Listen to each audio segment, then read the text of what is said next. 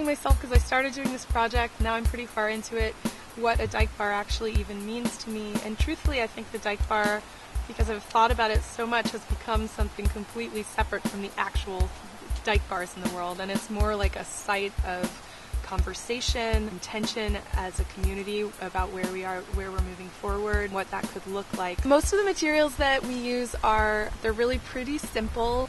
Relatively, I try to use materials that are relatively biodegradable or will break down over time. We have a lot of things made out of plaster, cardboard, wood. I use a lot of something called paper clay. And paper clay is just paper pulp mixed with glue and drywall compound and a little bit of flour and oil, and it covers things and gives them a sort of lumpy quality where you get to kind of see the hand again at work. Everything will be covered in really bright, saturated color. I love color. It does something to get into us and affect us kind of before our brains, our intellects get to go on it. I read this book, Chromophobia, a couple of years ago, and it helped me really understand that, like, throughout history, color is something that's been associated with the feminine, with queerness, and when I say color, I mean bright, loud color.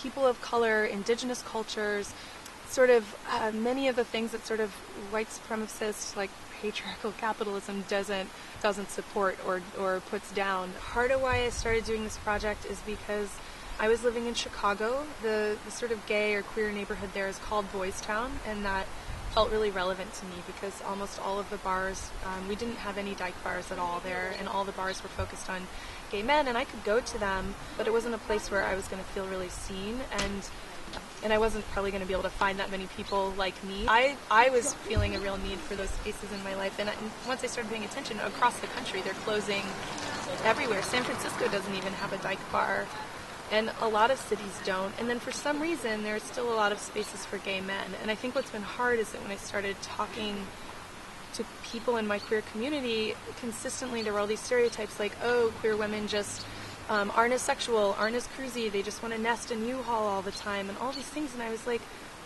are those stereotypes true? They were so prevalent within people that I really trusted. They felt really wrong, and it made me just question things. I started looking into socioeconomic history, and people assigned as female and people assigned as male have really different trajectories in terms of income, in terms of sexual repression and things they experience. So there are a lot of reasons that there just weren't as many Dyke bars in the first place. Women's sexualities in general were so repressed, and it used to be that some places in the country, if you were a woman alone in a bar, you wouldn't even get served. And so, let alone kind of our ability to go out at night and feel safe.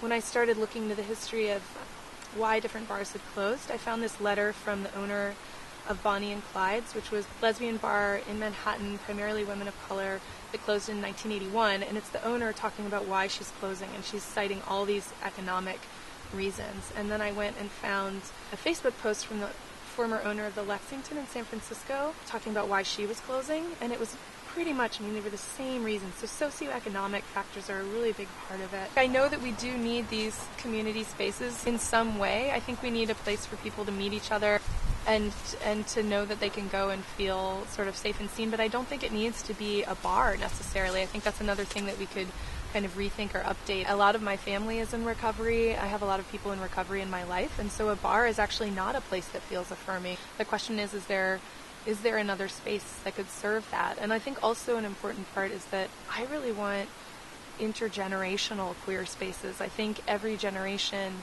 of queer people does all of this work and learns all of these things coming out into the world, and then there are often these kind of cutoffs between generations, and some of it is because maybe older people don't want to go out and party in the same way.